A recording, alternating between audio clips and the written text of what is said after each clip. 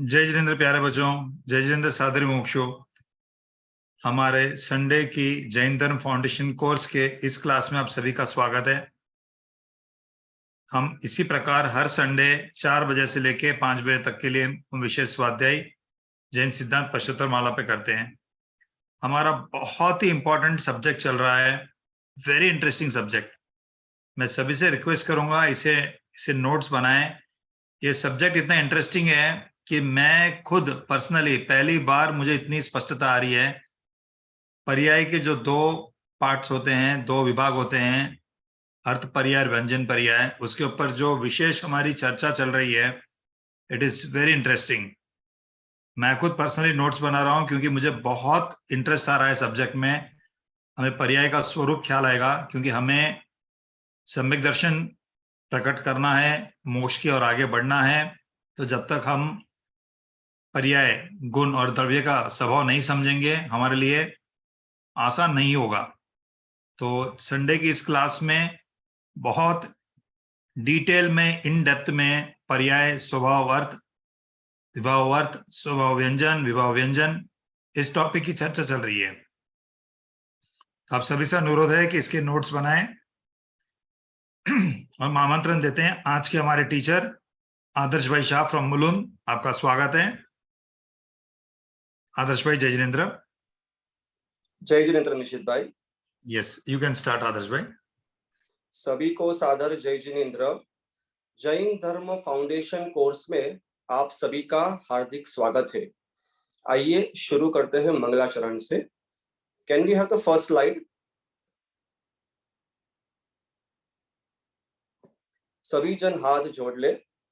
नमो अरिहंताणं, नमो सिद्धाणं, नमो आर्याणं, नमो उवजायाणं, नमो लोये सवसाहुणं।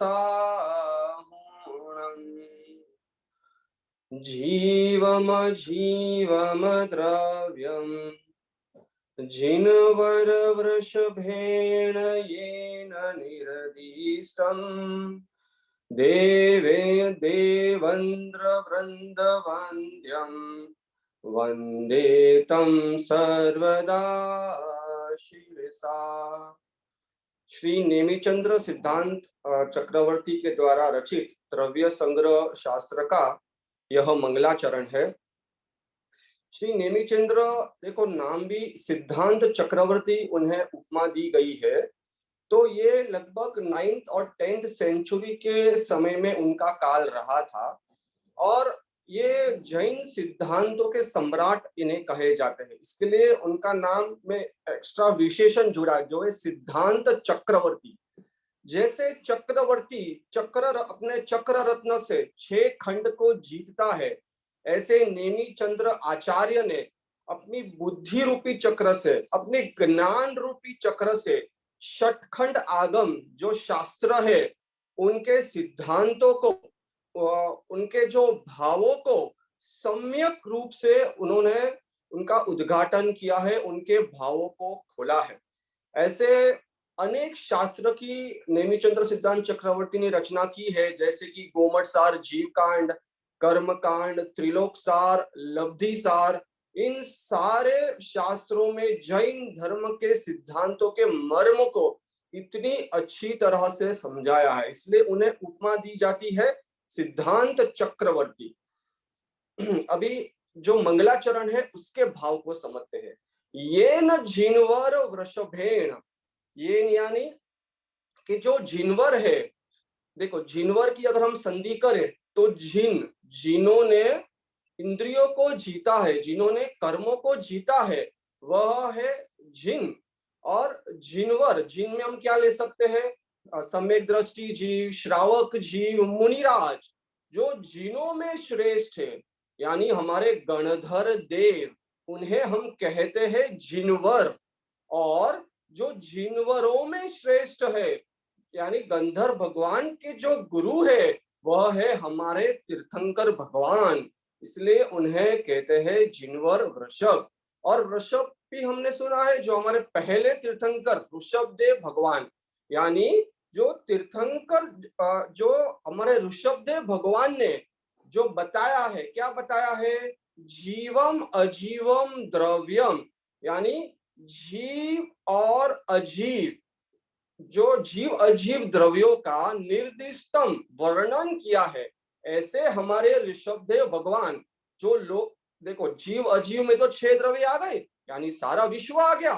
तो हमारे जो तीर्थंकर भगवान ने सारे लोकालोक, द्रव्य गुण पर्याय, उत्पाद व ध्रुव, सबका जो वर्णन किया है, ऐसे है हमारे तीर्थंकर भगवान। तो वे कैसे है? वंदे, वंदनीय है। किनके द्वारा वंदनीय है? देवेंद्र वृंद, जो इंद्रों के द्वारा। हम कहते हैं ना, भले 100 इंद्रो ना, कि 100 इंद्र, अरे 100 धर्म इंद्र भी, कल्पवासी देव, भवनवासी देव, व्यंतर देव, ज्योतिषी देव, मनुष्य में चक्रवर्ती और तिर्यंश में सिंह, ऐसे मिलाकर 100 इंद्र, 100 इंद्र होते हैं। अरे उनके द्वारा वंदनीय है कौन? हमारे ऋषभदेव, हमारे सारे तीर्थंकर भगवान। 100 इंद्र उनके चरणों में नमस्कार करते हैं। तो देवेंद्र वृंद वंद्यम, वंदे तम सर्वदा, हमेशा के लिए, और शीर्षा नत मस्तक, हम झुकाते हैं, आपको नमस्कार करते हैं। ये नमस्कार कैसे है? 2 प्रकार से है, द्रव्य नमस्कार और भाव नमस्कार, के उनके गुणों की स्तुति, उनकी पूजा, ये सब द्रव्य नमस्कार। और निज शुद्धात्मा की आराधना, के उनके द्वारे बताए मार्ग पर चलकर शुद्धात्मा को अनुभव करना, वह है उनके प्रति अपना भाव नमस्कार, वही है सच्ची निश्चय स्तुति। तो इस प्रकार नेमिचंद्र सिद्धांत चक्रवर्ती ने इस मंगलाचरण में ऋषभदेव तीर्थंकर भगवान को द्रव्य और भाव रूप से नमस्कार करते हैं। आइए चलते हैं अभी हमारे प्रकरण पे, जो है पर्याय। तो जैन सिद्धांत प्रश्नोत्तर माला के आधार पर जो तीसरा अधिकार है, द्रव्य अधिकार और गुण अधिकार, हमने अच्छी तरह से समझ लिया है। अब है पर्याय अधिकार। पिछले कई क्लास से ये अपना टॉपिक चल रहा है। तो पर्याय के हमने 2 भेद जो देखे थे लास्ट 2 क्लास में, सौमिल सर ने भी इसको अच्छी तरह से समझाया था। अर्थ पर्याय और व्यंजन पर्याय, जो पर्याय के 2 भेद है। पर्याय किसे कहते हैं? ये तो सभी को पता है, गुणों के विशेष परिणमन को, विशेष कार्य को पर्याय कहते हैं। हम जल्दी से क्विकली रिकैप कर लेते हैं। तो पर्याय के अपने कौन कौन से 2 भेद देखे? अर्थ पर्याय और व्यंजन पर्याय। तो अर्थ पर्याय किसे कहते हैं? देखो, पर्याय हमेशा गुणों की होती है। तो हर एक द्रव्य में अनंत गुण है, जिसमें प्रदेशत्व नाम का एक सामान्य गुण है जो सभी द्रव्यों में है। तो प्रदेशत्व गुण के अलावा बाकी अन्य समस्त गुणों के परिणमन को क्या कहेंगे? अर्थ पर्याय कहते हैं। हर एक द्रव्य के प्रदेशत्व गुण के अलावा सभी समस्त गुणों के परिणमन को हम अर्थ पर्याय कहेंगे। तो व्यंजन पर्याय किसे कहेंगे? जो सभी द्रव्य के प्रदेशत्व गुण का जो परिणमन है, उसे हम व्यंजन पर्याय कहते हैं। आई होप सभी को ये डेफिनेशन बाय हार्ट होनी चाहिए। ये अर्थ पर्याय और व्यंजन पर्याय समझना बहुत ही आवश्यक है, और इसको समझने से क्या लाभ होता है हम आगे इसको देखेंगे। तो हमने इसकी परिभाषा देख ली। अभी जो अर्थ पर्याय और व्यंजन पर्याय है, इसके 2 भेद है। कौन कौन से 2 भेद है? स्वभाव अर्थ पर्याय और विभाव। और व्यंजन पर्याय में भी स्वभाव व्यंजन पर्याय और विभाव व्यंजन पर्याय। इतना तक आप सभी को, आई होप सभी को समझ में आ गया रहेगा। अभी हम हर एक द्रव्य में जाकर इन पर्यायों, अर्थ पर्याय और व्यंजन पर्याय का भेद किस प्रकार घटित होता है, इसे हम देखते हैं। Can you the next slide? चलो, हम सबसे पहले लेते हैं जीव द्रव्य को। जीव को हमने 2 भाग में विभाजन किया। एक तो मुक्त जीव और दूसरे संसारी जीव। तो मुक्त जीव जो हमारे सिद्ध परमेश्वरी है, सिद्ध भगवान है, तो सिद्ध भगवान को कौन कौन सी पर्याय हो सकती है? देखो वहां पर नीचे दिया हुआ है ना, उन्हें दो ही पर्याय हो सकती है, स्वभाव व्यंजन पर्याय और स्वभाव अर्थ पर्याय। लास्ट क्लास में सौमिल सर ने आप हम सभी को एक मास्टर की दी थी। मास्टर की कौन सी थी वो? आई होप सभी को याद है कौन सी मास्टर की थी? कि जो मुक्त जीव होते हैं उनकी सभी पर्याय शुद्ध ही होती है, स्वभावी होती है। तो चाहे वो व्यंजन पर्याय हो, चाहे वो अर्थ पर्याय हो, तो सिद्ध भगवान की यानी मुक्त जीव की सभी पर्याय कौन सी होती है? स्वभाव ही होती है। और यहाँ पर जो चार गति के जीव है, जो संसारी जीव है, उनकी कौन कौन सी दो पर्याय है? विभाव व्यंजन पर्याय और विभाव अर्थ पर्याय। देखो मुक्त जीव में स्वभाव व्यंजन पर्याय में हमने क्या लिया कि जो सिद्ध भगवान का जो आकार है कि किंचित न्यून पुरुष आकार। और जब भी हम आकार की बात करते हैं ना, it is not only the outer boundary, जो वॉल्यूम जो घन है उससे हम आकार कहते हैं। हर एक प्रदेश का जो उसमें जो आउटर आकार जो आता है उसे आकार कहते हैं। तो ये एग्जाम्पल हो गया स्वभाव व्यंजन पर्याय का। अभी स्वभाव अर्थ पर्याय का हमने एग्जाम्पल क्या लिया कि जो सिद्ध भगवान जो जीव द्रव्य है, जो उनके ज्ञान गुण की केवल ज्ञान पर्याय वो क्या होगी? स्वभाव अर्थ पर्याय। समझ में आ रहा है आप सभी को? इसी तरह संसारी में हम कैसे लेंगे विभाव को कि यह जो नर नारक आदि जो मनुष्य की जो भी हमारी जो पर्याय है, यह जो आकार जो हम सभी को दिख रहा है जो शरीर का, वह क्या है? वह हमारी सच्ची पर्याय नहीं है, वह तो विभाव व्यंजन पर्याय है। चाहे देव की हो, मनुष्य की हो, नारकी की हो या तिर्यंश की हो, यह सब कौन सी पर्याय गिनने में आएगी? यह स्वभाव रूप नहीं है, यह मेरी सच्ची पर्याय नहीं, ये तो विभाव व्यंजन पर्याय है। जो आकार है प्रदेशवत्व गुण का जो आकार है, इसलिए हम उसे क्या कहेंगे? विभाव व्यंजन पर्याय। तो अभी विभाव अर्थ पर्याय में हमें क्या लेना कि हमें जो मोह राग द्वेष के परिणाम होते हैं वो क्या है सब? कि वह मेरा स्वरूप नहीं है, तो वह तो विकार है। तो उसे क्या कहेंगे? विभाव अर्थ पर्याय। यानी अगर हमें पूजा करने का भाव आया, समझो पूजा, हमें मंदिर जाने का पूजा करने का भाव आया, तो वो कौन सी पर्याय कहलाएगी?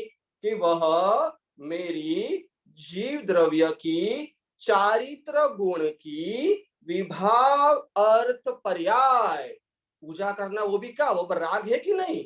वह भी एक राग है। तो क्या है? चारित्र गुण की वह विभाव पर्याय। हमें तो वितरागता प्रकट करनी है, वही है सच्ची पर्याय, वही है स्वाभाविक पर्याय। तो जो राग द्वेष वाली जो पर्याय उत्पन्न होती है, यह जो मोह जो उत्पन्न होता है, यह सब क्या है?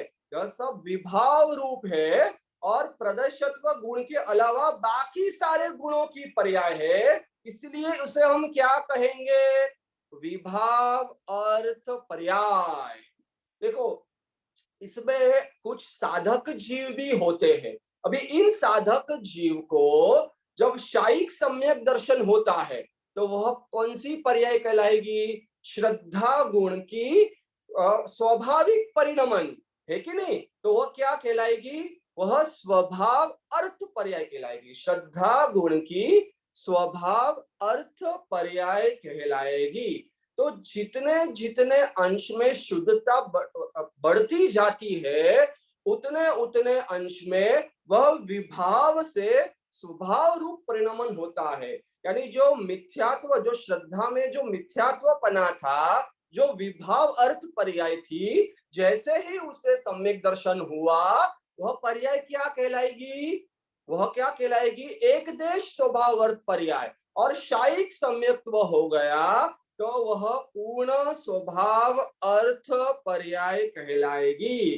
तो जैसे जैसे उनकी शुद्धता बढ़ती जाती है, वह विभाव से स्वभाव रूप में कन्वर्ट होते जाते हैं।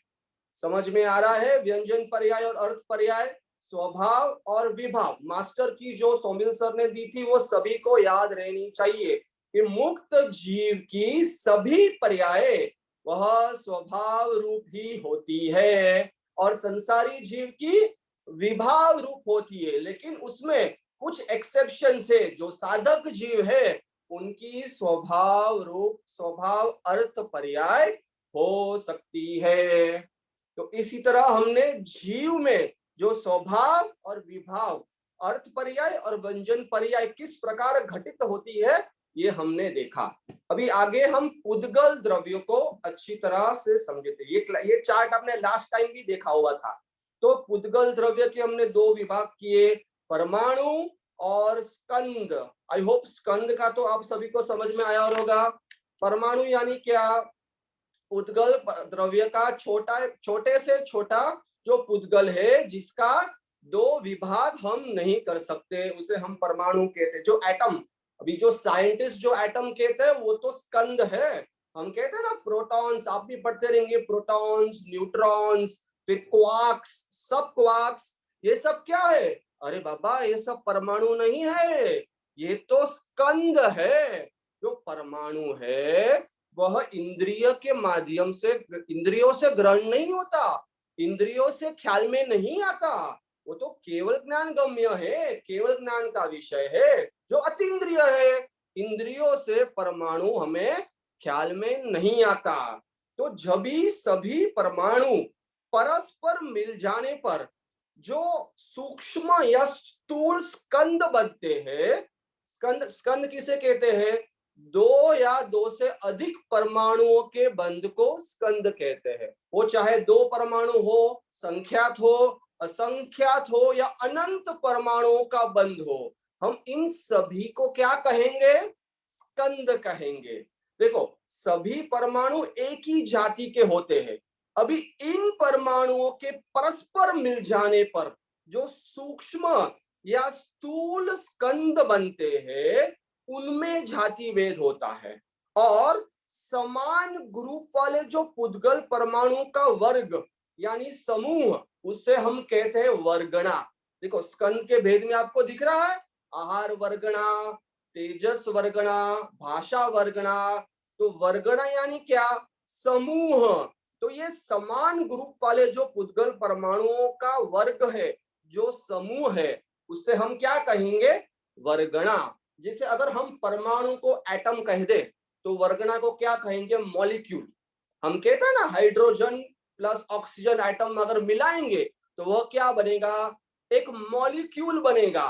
तो इसी तरह बहुत सारे परमाणु परस्पर मिल जाने पर जो एक ग्रुप बनता है उसे हम क्या कहेंगे? वर्गणा। यानी ये जो है तो स्कंद का ही यह भेद है। आहार वर्गणा, तेजस वर्गणा आदि इसके 22 प्रकार के यह स्कंद के भेद है। सभी को समझ में आ रहा है? चलो आगे बढ़ते हैं। Can you the next slide? Can you the next slide please? Okay, तो अभी यह जो पुद्गल की पर्याय है, यहाँ पर देखो तत्वार्थ सूत्र जो 5वां अध्याय है इसमें 24 नंबर का यह सूत्र है। इसमें पुद्गल की बहुत सारी पर्याय बताई है। कौन कौन सी पर्याय है? जैसे शब्द है, सूक्ष्मता है, अंधकार है, छाया है, आताप है, उद्योत है, यह सब क्या है? पुद्गल की पर्याय है। Can you gave one kid please? तो मेरे थोड़े एक दो सवाल है, थोड़ा इसको अच्छी तरह से हम समझते हैं। Can you take one kid? Yes Adarsh भाई। प्यारे बच्चों आप हैंड रेस कर सकते हो and you can please switch on your videos. Okay, मुझे स्वयं का वीडियो ऑन दिख रहा है, मैं स्वयं को लेता हूं। जस्ट अ सेकंड बेटा, स्वयं बेटा आप अनम्यूट कर रहे हैं। जय जिनेन्द्र। जिनेन्द्र। स्वयं जय जिनेन्द्र। मुझे बताइए स्कंद किसे कहते हैं? ये तो आपको समझ में आ गया। स्वयं स्कंद किसे कहते हैं बताओ। दो और दो के परमाणु के बंध को स्कंद कहते हैं। या दो या दो से अधिक। बहुत ही बढ़िया, एक्सलेंट आंसर, आपको अच्छी तरह से समझ में आया है। Can you give some examples of स्कंद? आपके आजू बाजू में कुछ स्कंद है क्या? Notebook, pen. Note, very good, very good, very good, बहुत बढ़िया। यानी जो भी आपको दिख रहा है, जो भी आपको सुनने में आ रहा है, जो भी आपको सुगंध या दुर्गंध ये जो फील हो रहा है, ये सब क्या है? इंद्रियों के द्वारा जो ग्रहण करने में आता है वो सब क्या है? सारा पूरा स्कंद है। जितना भी आपको दिख रहा है यह सब स्कंद है। अभी ये शब्द है, शब्द जैसा अभी हम बोल रहे हैं तो शब्द है कि नहीं? तो ये शब्द कौन सा द्रव्य है कि कौन से द्रव्य की पर्याय है? कंद। शब्द, शब्द मुझे शब्द बेटा जो हम बोल रहे हैं ना, वर्ड्स, हाँ। वर्ड्स किसकी पर्याय बेटा? कौन से परमाणु। कौन सा द्रव्य की बेटा? द्रव्य, द्रव्य कौन सा द्रव्य कौन रहेगा? सा बेटा? 6 द्रव्य में कौन से द्रव्य की होती है बेटा ये वर्ड्स? पुद्गल। पुद्गल द्रव्य Yes, की। correct. बहुत बढ़िया। तो ये शब्द है, ये रूपी है अरूपी है? शब्द अरूपी है। सोच के पुद्गल, जवाब दो बेटा। पुद्गल द्रव्य, हाँ, पुद्गल द्रव्य रूपी होता है कि अरूपी होता है? रूपी। रूपी होता है। तो शब्द है वो किसकी पर्याय है? पुद्गल। पुद्गल द्रव्य की। तो पुद्गल द्रव्य अगर रूपी है तो उसकी सारी पर्याय कौन सी? रूपी ही रहेगी ना, राइट? तो ये जो शब्द है, अभी ये जो प्रकाश आपको दिख रहा है ना, प्रकाश ये जो दिख रहा है ना, ये सब क्या है? ये पुद्गल द्रव्य की पर्याय है कि नहीं? तो यह सब रूपी है। ये हमारे इंद्रियों के माध्यम से, जैसा अभी हम देख, अंधकार, अंधकार हुआ या प्रकाश हुआ, आपको ख्याल में आता है कि नहीं आता है? आता है कि नहीं आता है? आता है ना। तो ये अंधकार है, हवा है, ये प्रकाश है, यह सब क्या है? ये सब पुद्गल द्रव्य है, उसकी पर्याय है। समझ में आ रहा है? ठीक है। तो इसी तरह से ये जो शब्द निकल रहा है वह भी क्या है? देखो, एक परमाणु कभी भी शब्द रूप परिणमित नहीं होता। एक जो परमाणु है उसमें जो पुद्गल परमाणु है उसमें कौन कौन से गुण है? पुद्गल के गुण तो आपको पता है कौन कौन से है? कौन कौन से है? स्पर्श, रस, गंध, वर्ण। बहुत बढ़िया। स्पर्श, रस, गंध, वर्ण, इन सब गुण है। तो ये जो शब्द है जो कर्णेंद्रिय के माध्यम से हमें ख्याल में आ रहे हैं वो सब क्या है? वह पुद्गल द्रव्य की पर्याय है। समझ में आ रहा है? ठीक है। थैंक यू स्वयं, thank you so much. Thank you स्वयं बेटा, थैंक यू सो मच। तो इसी तरह से can you the slide back? या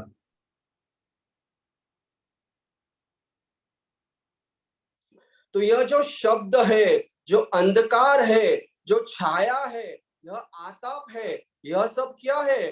पुद्गल स्कंद की, पुद्गल द्रव्य की यह सब पर्याय है। Can you go to the next slide? देखो, यह ख्याल में रखना है, कभी भी एक परमाणु शब्द रूप में परिणमित नहीं होता। जब अनेक परमाणु का संयोग या वियोग होता है तभी एक ध्वनि जो निकलती है उसे हम शब्द कहते हैं। कभी भी सिंगल परमाणु वह शब्द रूप परिणमित नहीं होता। जैसा हम कहते हैं ना कि ताली एक हाथ से नहीं बजती, जब दो हाथ मिलाते हैं तो ताली बजती है। अगर आपको कहीं भी आवाज भी निकालना है तो दो स्कंद आप अलग अलग लेंगे, ड्रम लेंगे, उसके साथ में हाथ से बजाएंगे, तो दो अलग अलग जब भी परमाणु मिलकर यह शब्द रूप परिणमित होता है। एक सिंगल परमाणु वह कभी भी शब्द रूप परिणमित नहीं होता। तो यह जो लास्ट टाइम जो सोमिल सर ने बताया था मास्टर की, कि हर परमाणु की सभी पर्याय कैसी होती है? स्वभाव रूप ही होती है, चाहे वो व्यंजन पर्याय हो या अर्थ पर्याय हो। परमाणु की सभी पर्याय स्वभाव रूप ही होती है और स्कंद की सभी पर्याय विभाव रूप ही होती है। यह है मास्टर की। इसे आपको हमेशा याद रखना है। तो ये जो शब्द है, देखो ये दो प्रकार के हमें सुनाई, इसके दो प्रकार के भेद है, एक भाषात्मक और एक अभाषात्मक। अब ये जो भाषात्मक जो शब्द है, इसके भी दो भेद है, एक अक्षर रूप और दूसरा अनअक्षर रूप। तो जो भी हम प्रवचन सुनते हैं, जो जिनवाणी लिपिबद्ध होती है, यह सब क्या है? यह सब अक्षर रूप में है, चाहे वो प्राकृत में हो, संस्कृत में हो या देश भाषा हो, जिसमें बाराखड़ी जो है ना, अ आ उ, जो उसमें जिसका प्रयोग होता है, जो अक्षर रूप होता है, जो हम गुरुदेव श्री के, माता जी के जो प्रवचन भी हम सुनते हैं, यह सब क्या है? भाषा आत्मक अक्षर रूप, यह सब पर्याय है। और अनक्षर रूप में हम क्या लेंगे? तीर्थंकर भगवान की दिव्य ध्वनि जो निकलती है, वह कैसी है? अनअक्षर रूप में होती है, एकाक्षरी होती है ना, हम कहते हैं ना ओंकारमयी होती है, तो वह कैसी होगी? अनअक्षर रूप में। और दो इंद्रिय से लेके पंचेंद्रिय तक की जो आवाज, जो पक्षी एक दूसरे को जो बुलाते हैं, वह सब भी क्या है? वह सब भी अनअक्षर रूप ही होती है। समझ में आ रहा है? और सेकंड, जो अभाषात्मक, जो हम पियानो प्ले करते हैं, कीबोर्ड है, गिटार है, जो थंडर है, लाइटनिंग है, यह सब जो ध्वनि, जो शब्द, जो आवाज जो निकलती है, वह क्या आएगी? वो अभाषात्मक के कैटेगरी में आएगी। तो यह सब जो पर्याय है, यह किसकी पर्याय है और कौन सी पर्याय है? यह पुद्गल द्रव्य के भाषा वर्गणा रूप स्कंद में से उत्पन्न हुई ध्वनि यानी आवाज, विभाव, व्यंजन पर्याय है। यह कौन सी है? भाषा वर्गणा रूप स्कंद की यह सारी विभाव, व्यंजन पर्याय है। समझ में आ रहा है बच्चों आपको? यह हो गया शब्द के बारे में। Can we go to the next slide?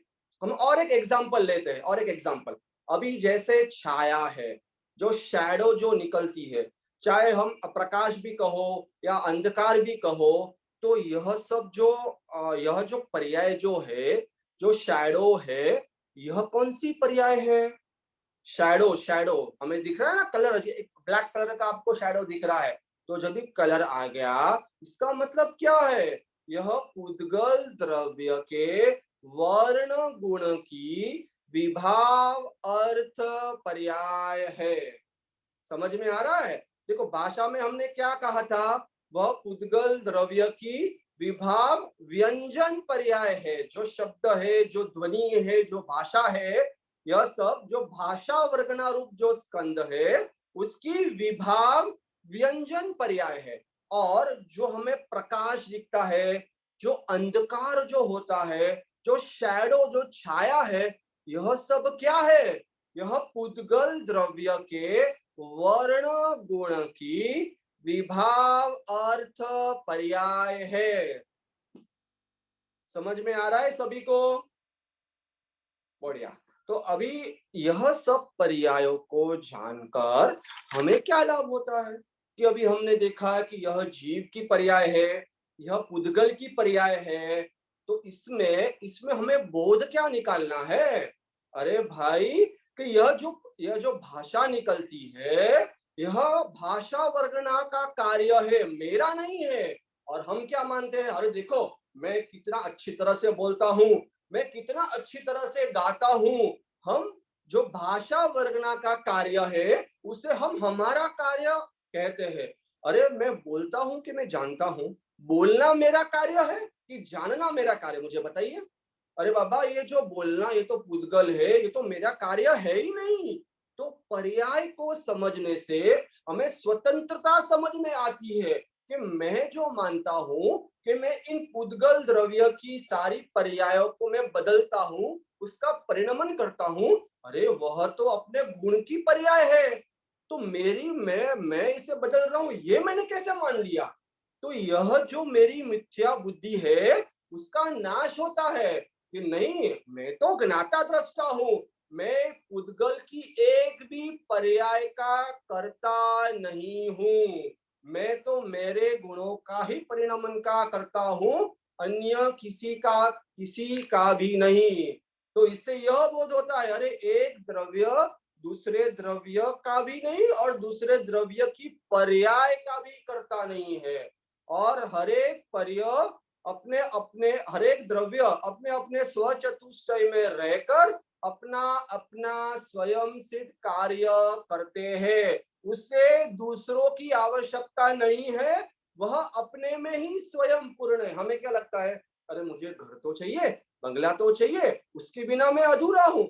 अरे भैया, यह तो अलग पुद्गल द्रव्य है, मेरे से जुदा है, मेरे से भिन्न है, और यह मेरी पर्याय नहीं है, मैं उसका करता नहीं हूँ। मैं तो स्वयं अपनी पर्याय का करता हूँ। तो मेरी जो विभाव रूप अर्थ पर्याय थी, सारे मेरे जो गुणों का जो विपरीत परिणमन चल रहा था, जैसे ही मैंने पर्याय का स्वरूप समझा, तो मेरी जो उल्टी मान्यता थी वह बदलकर सम्यक रूप परिणमन हो जाती है। क्योंकि मेरी दृष्टि जो बाहर में थी वह अंदर में चली जाती है, परिपूर्ण स्वभाव में चली जाती है, और सम्यक दर्शन प्रकट होता है, और मोक्ष मार्ग पर आगे बढ़कर सिद्ध अवस्था प्रकट करते हैं और अनंत सुख का आस्वाद लेते हैं। तो वहां पर मेरी कौन सी पर्याय होगी? अरे सिद्ध अवस्था में तो सारी पर्याय स्वभाव रूप ही होगी। जो विभाव रूप थी वह स्वभाव रूप में परिणमित हो जाती है। समझ में आया? तो जीव और पुद्गल में हमने समझ लिया। तो बाकी चार द्रव्य धर्मास्तिका, आकाश और काल, इनमें कौन कौन सी पर्याय हो सकती है? अरे बाबा, ये तो अनादि से स्वभाव रूप ही है। तो इनमें अनादि से अनंत काल तक स्वभाव व्यंजन पर्याय और स्वभाव अर्थ पर्याय रूप ही परिणमन हो सकता है। इनमें देखो, स्वभाव रूप और विभाव रूप सिर्फ जीव और पुद्गल दो द्रव्यों में ही चारों पर्याय हो सकती है। बाकी के चार द्रव्यों में सिर्फ दो पर्याय जो स्वभाव रूप है वही परिणमित होती है। आई होप सभी को समझ में आ रहा है। हमारा क्लास यहीं पर समाप्त होता है। निश्चित भाई।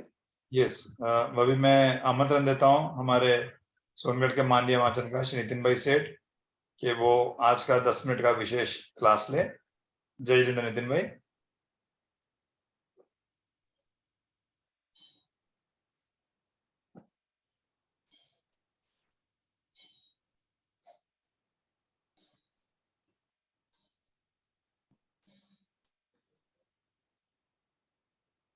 सभी को जय जिनेंद्र। मेरा आज का विषय जो आदर्श भाई ने लिया, वो पर्याय के बाबत में, खासकर अर्थ पर्याय, उसका भेद और दृष्टांत के माध्यम से उसे बहुत अच्छी तरह से समझाया। हमें उसमें कोई संशय नहीं होगा। आज का जो विषय है वो प्रार्थना के बारे में मैं लेता हूँ। जैसे हम मंदिर में पूजा करते हैं, दर्शन करते हैं, भक्ति करते हैं, वैसे प्रार्थना भी एक धर्म का अंग है। और हम देखते हैं कि सभी बच्चों भी स्कूल में प्रार्थना करते हैं। हम भी घर में भगवान के फोटा समक्ष प्रार्थना करते हैं। मंदिर में जिनेंद्र भगवान के समक्ष हम प्रार्थना करते हैं। तो ये प्रार्थना क्या है, प्रार्थना करनी चाहिए या नहीं करनी चाहिए, और प्रार्थना से क्या लाभ होता है, उसके बारे में हम बहुत में चर्चा करेंगे। तो प्रार्थना है वो वास्तव में देव शास्त्र गुरु के प्रति अपनी अंतर शुद्धि के लिए एक विनंती है। प्रार्थना खासकर देव शास्त्र गुरु के प्रति करने में आती है और वो अंतर शुद्धि के लिए करने में आती है। कोई सांसारिक प्रयोजन के हेतु से प्रार्थना नहीं होती है, क्योंकि भगवान के समक्ष हम प्रार्थना करते हैं तो भगवान तो वितराग है। वितराग होने से किसी का बुरा और किसी का भला कोई भगवान तो करता नहीं है। लेकिन हमारी अंतरंग शुद्धि के लिए ये प्रार्थना हम करते हैं, और प्रार्थना से हमारे मन में भी विशुद्धि प्रकट होती है। जैसे स्वस्तिक है, ओम है, वो एक शुभ चिन्ह माना जाता है। वैसे मांगलिक है, वो एक शुभ कार्य है। तो मांगलिक की तरह ये प्रार्थना भी एक शुभ कार्य होता है। और ये शुभ कार्य प्रार्थना हमें भगवान के समक्ष करनी चाहिए, और वो भी निष्प्रयोजन, कोई भी सांसारिक प्रयोजन के हेतु से नहीं, लेकिन भगवान के प्रति आदर भाव है, उसके प्रति हमारा अर्पणता है, उसका बहुमान है, और हमें भगवान जैसा बनना है। तो हमारी आंतरिक शुद्धि के लिए ये हमें ऐसा बल मिले, इसी के कारण हमें प्रार्थना करनी चाहिए। ये प्रार्थना का विषय खासकर कोई शास्त्र में वह स्पेशल विषय दिखाई नहीं दिया है, लेकिन मैंने अपनी तरह से थोड़ा सा विषय तैयार किया है। उसमें अलग अलग मुद्दा में बनाया है। उसमें सबसे पहले प्रार्थना में कौन सी भावना हमें प्रकट करनी चाहिए। हम प्रार्थना करते हैं तो हमारी प्रार्थना में कौन सी भावना होनी चाहिए। तो उसमें सबसे पहले है वो परमात्मा को हम जब प्रार्थना करते हैं तो हमारी वर्तमान परिस्थिति क्या है वो हमें प्रार्थना में बतानी चाहिए। जैसे उसका मुद्दा है कि हे परमात्मा, मैं चैतन्य आत्मा हूँ, अनादिकाल से परिभ्रमण करता हुआ अनंत संसार में मात्र दुख का ही अनुभव कर रहा हूँ।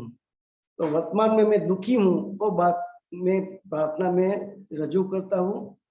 उसके बाद हे देव, इस संसार में कोई भी संयोग स्थिर नहीं है, लेकिन अज्ञान के कारण मैं अनुकूल संयोगों प्राप्त करने के लिए और प्रतिकूल संयोगों दूर करने के लिए प्रयास कर रहा हूँ, लेकिन कोई भी संयोग मेरी इच्छा के अधीन नहीं है। ये बात मुझे समझ में आई है। तो ये हमारी वर्तमान परिस्थिति क्या है वो हम भगवान के समक्ष प्रार्थना में रजू कर सकते हैं। दूसरा, हम भव भ्रमण के दुख से भयभीत है, ऐसा भी हम प्रार्थना में बता सकते हैं कि वर्तमान में जो हमें संसार में परिभ्रमण है तो भव भ्रमण का हमें दुख है, हम दुखी है, ये बात भी हम प्रार्थना में बता सकते हैं। जैसे हे नाथ, सम्यक दर्शन प्राप्त नहीं किया तो इस मनुष्य भव का आयु पूर्ण होने के बाद जीव का रहने का स्थान निगोद है। वह निगोद का अनंत अनंत दुख अनंत काल तक सहन करना होगा। वह सहन करना कितना कठिन होगा, ऐसा विचार करता हूं तो मन अति व्याकुल हो जाता है, शरीर में कंपारी होती है। तो ये भव भ्रमण का दुख कैसा है और खासकर निगोद में कैसा दुख है, उसका जब हम विचार करते हैं तो मुझे अति व्याकुलता होती है कि ऐसा दुख मैं कैसे सहन करूं। तो ये बात भी हम प्रार्थना में रजू कर सकते हैं। उसके बाद हम प्रार्थना में हम स्वयं किया हुआ पाप का प्रायश्चित कर सकते हैं। हमें जो कुछ पाप हुआ है उसका प्रायश्चित भी हम पाप प्रार्थना में कर सकते हैं। जैसे हे जगत गुरु, अभी तक संसार में मैंने अपनापने की बुद्धि की है, जिसके कारण अन्य के लिए मैंने मेरा जीवन व्यर्थ पसार किया है, लेकिन मेरा कोई नहीं है, मेरा दुख में कोई सहाय करना नहीं है। ये बात आपके धर्म के हिसाब से मुझे समझ में आया है। तो संसार में मेरा कोई नहीं है, मैं अभी तक सबके लिए अन्य के लिए मेरा जीवन व्यर्थ किया है, लेकिन अभी मैं जागरूक हुआ हूँ। तो ये बात हमका जो पाप किया है, हमें जो भूल की है, उसका प्रायश्चित भी हम कर सकते हैं। उसके बाद प्रार्थना में हमें प्रार्थना करने से सभी प्रयोजन सिद्ध होता है, ये बात भी हम भगवान समक्ष रजू कर सकते हैं। जैसे हे वितराग देव, मैं अच्छी तरह जानता हूं कि जो आपका चरण कमल की उपासना करता है उसको जगत की सभी रिद्धि सिद्धि बिना मांगे सहज प्राप्त हो जाती है, इसलिए आपके पास याचना करने का कोई प्रयोजन नहीं है, ये मैं जानता हूँ। तो भगवान की हम उपासना करते हैं तो बिना मांगे स्वयं ही हमें जगत का सभी सुख आपो आप प्राप्त हो ही जाता है। हमें याचना करने की कोई जरूरत नहीं है और याचना करने से मिलता भी नहीं है। तो निष्प्रयोजन भगवान के प्रति आदर भाव से, बहुमान से हम उसकी प्रार्थना करते हैं तो सभी प्रकार का सांसारिक प्रयोजन भी हमारा सिद्ध हो जाता है। उसके बाद हम प्रार्थना में ये बात भी रजू कर सकते हैं कि देव शास्त्र गुरु का शरण प्रणाम मैं स्वीकार करता हूँ। ये भगवान आपका मैं शरण लेता हूँ, देव शास्त्र गुरु का शरण लेता हूँ।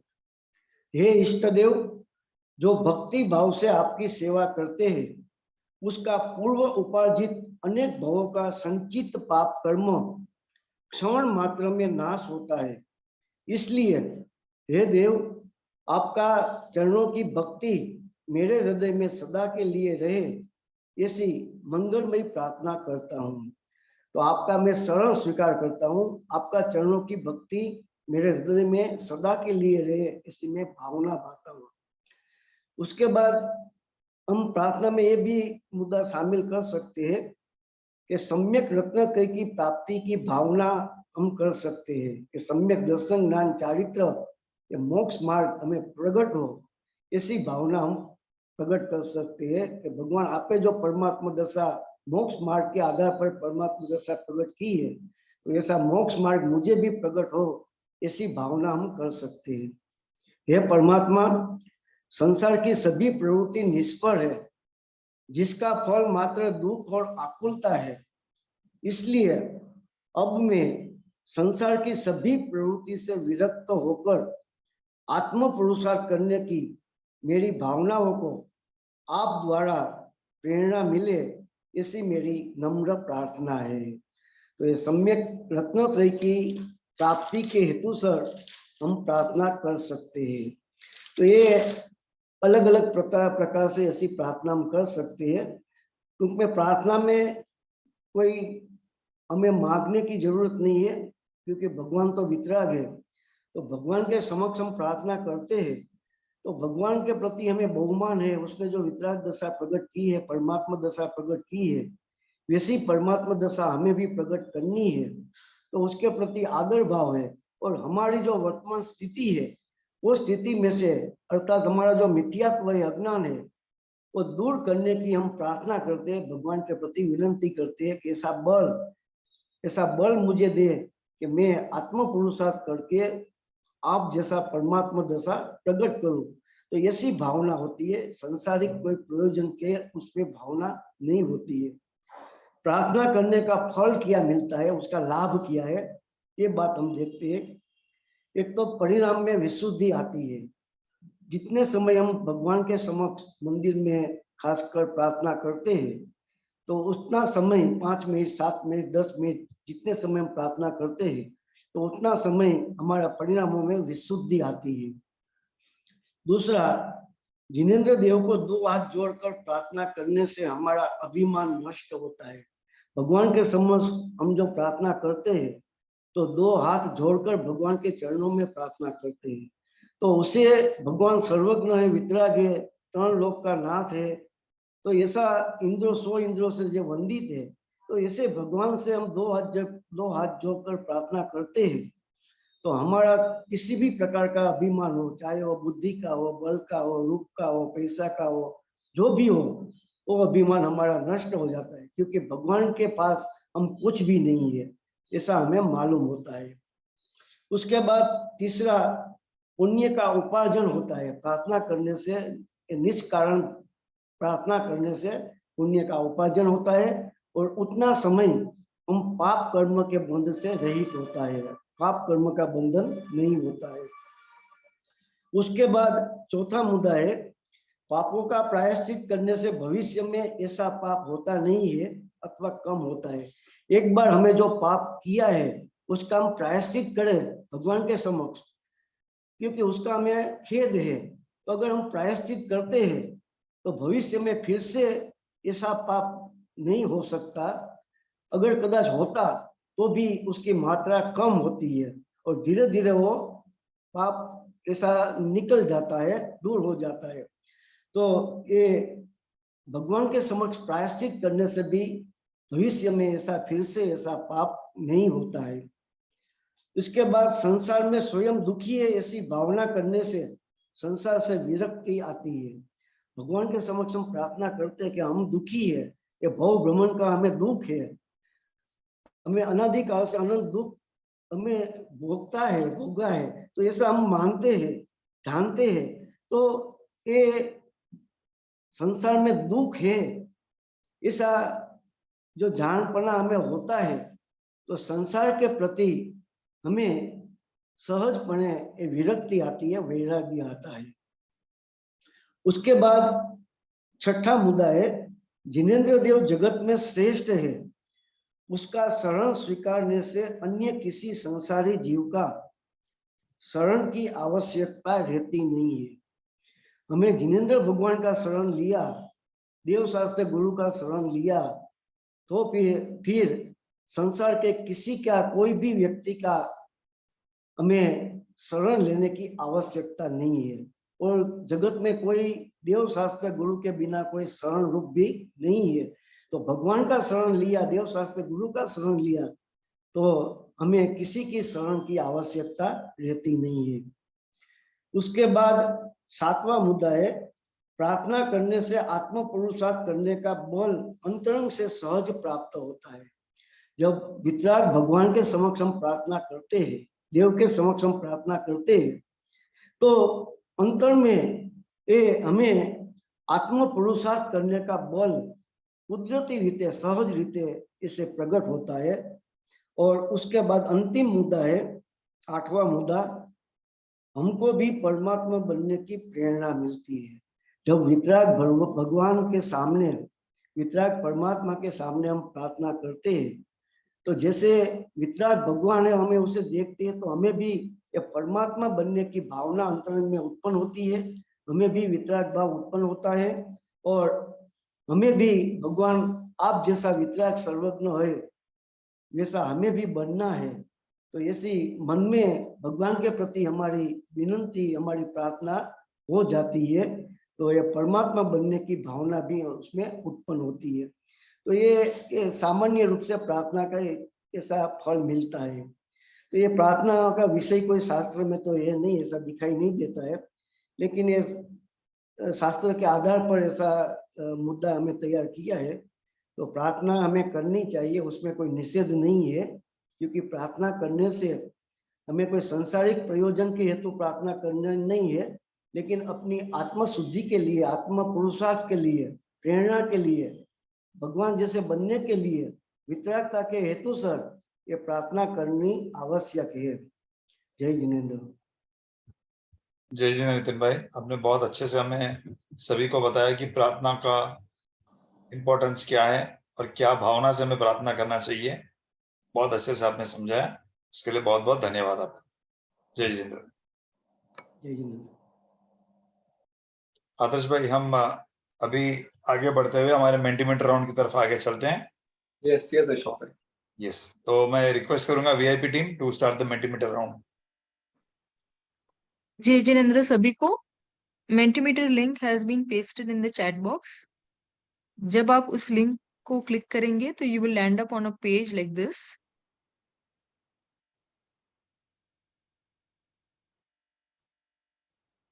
Rules: every question has 30 seconds timer. Fastest finger first will get the highest marks. And now you can add your name, age, mandal and city in a single line.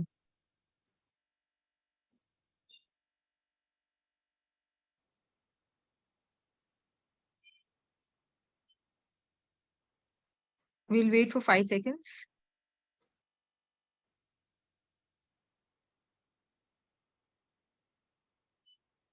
Okay, अभी स्टार्ट करते हैं।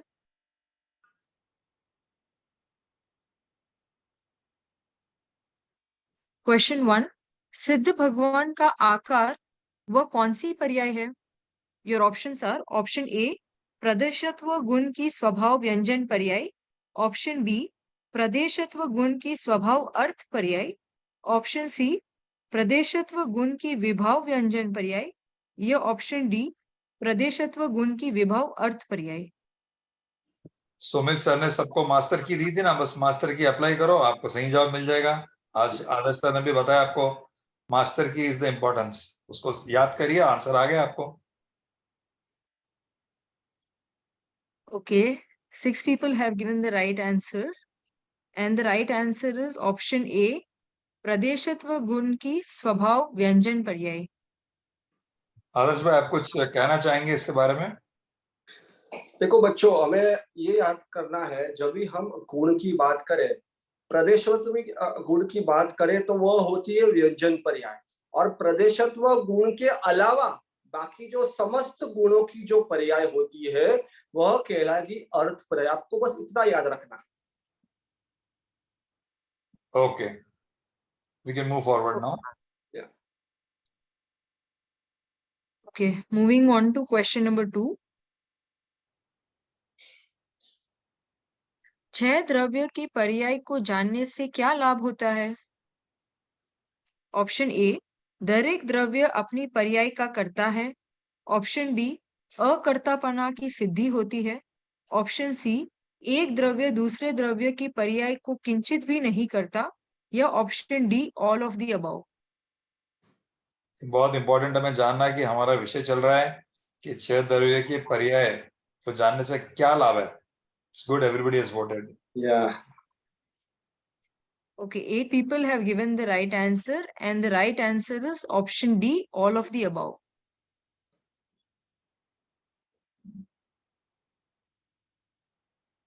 Question number 3. आज के मंगलाचरण के रचयिता कौन है? Option A, Kundakunda Acharya. Option B, Amritchandra Acharya. Option C, Nemichandra Siddhanta Dev. या option D, Yogendra Acharya. Starting की फर्स्ट स्लाइड में आ चलो। Very good, everybody has voted.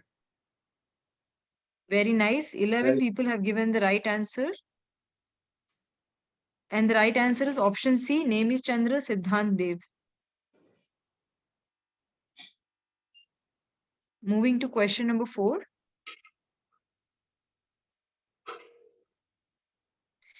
एक परमाणु की कौन कौन सी पर्याय हो सकती है? ऑप्शन ए, स्वभाव अर्थ और स्वभाव व्यंजन पर्याय। ऑप्शन बी, स्वभाव और विभाव अर्थ पर्याय। ऑप्शन सी, स्वभाव और विभाव व्यंजन पर्याय। या ऑप्शन डी, विभाव अर्थ और विभाव व्यंजन पर्याय। फिर से मास्टर की अप्लाई करिए आप। परमाणु शब्द है तो परमाणु शब्द को आज के सर ने बहुत अच्छे से एक्सप्लेन करा कि परमाणु को कौन से पर्याय लागू हो सकते हैं। Very simple.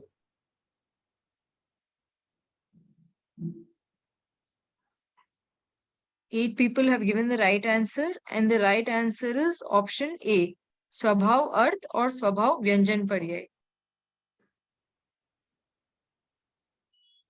Coming to the last question, question number 5. कौन से द्रव्य में विभाव व्यंजन पर्याय नहीं है? ऑप्शन ए, अधर्मास्तिकाई। ऑप्शन बी, धर्मास्तिकाई। ऑप्शन सी, आकाश। या option D, all of the above. Very nice question. Sir ने लास्ट में बहुत अच्छे से समझाया था कि ये सब चीज में क्या लागू होती है, कौन सी पर्याय लागू होती है। सोच के जवाब दीजिए, you will get the right answer.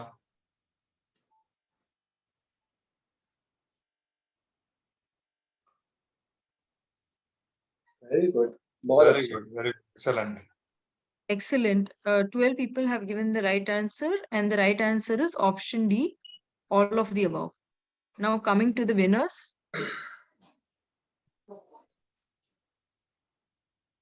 Yes, we have, I think, Swayam Bhavishi from Ghatkopar. Looks like the winner. Yes, Swayam Babishi from Ghatkopar. Second is Saksham Doshi, 12 years from London. Yes, and then we have Manasa Jain bhi hai. Yes, 9 years Indore. Right. बाकी और कौन दो back and से हम check करते हैं, but congratulations to all the winners जिनके सही जवाब थे। बहुत इंटरेस्टिंग सब्जेक्ट है, आई एम श्योर आप सभी ने नोट्स लिखे हैं और आपको बहुत अच्छे से समझ में आएगा। रिमेंबर द मास्टर की सुमित सर ने हमको लास्ट क्लास में दिया और जो बहुत अच्छे से चार्ट बताया था उद्गल द्रव्य का जो चार्ट बनाया है, I am very sure, please keep that chart handy. आज आदर्श सर ने बहुत अच्छे से समझा है चार्ट के बारे में, आई एम वेरी श्योर आप सबको ये चीज याद रहना चाहिए। Over to Adarsh sir for take it for the closure. या वृषभादि महावीर पर्यंत 2400 जिनेन्द्र भगवान नो जय हो। श्री सिमंदरादि अजित वीर पर्यंत 20 वीरमान तीर्थंकर भगवान नो जय हो। नित्य बोधिनी अनेकांतमय द्वाचांगमय वितरागता पोषक समस्त जिनवाणी मात नो जय हो। श्री कुंकुंद आचार्य आदि समस्त मुनि भगवान नो जय हो। परम पूज्य श्री सद्गुरु देव नो जय हो। प्रशमूर्ति भगवती मात नो जय हो। सत्य सनातन दिगंबर जैन धर्म नो जय हो। जय जिनेन्द्र। जैन धर्म फाउंडेशन टीम के सभी टीचर्स की ओर से आप सभी प्यारे बच्चों को जय जिनेन्द्र। हम आपसे मिलेंगे फ्राइडे हमारे रेगुलर पाठशाला के लिए और संडे जैन धर्म फाउंडेशन कोर्स के लिए। फ्राइडे का होमवर्क भूलना नहीं है, आपको उसके ऊपर प्रैक्टिस करना है and be ready for coming Friday. तब तक के लिए आप सभी को जय जिनेन्द्र। जय जिनेन्द्र।